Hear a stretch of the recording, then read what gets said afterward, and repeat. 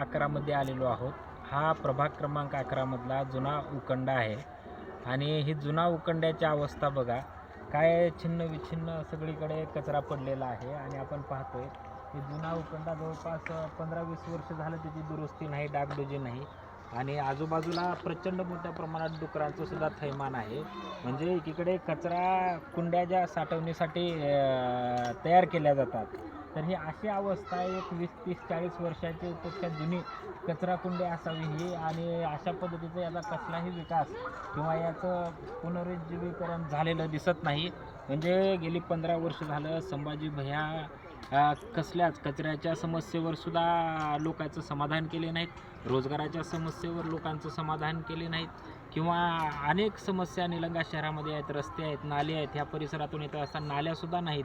म्हणजे असली भयान परिस्थिती मूळ निलंग्याची आपल्याला पाहायला दिसते.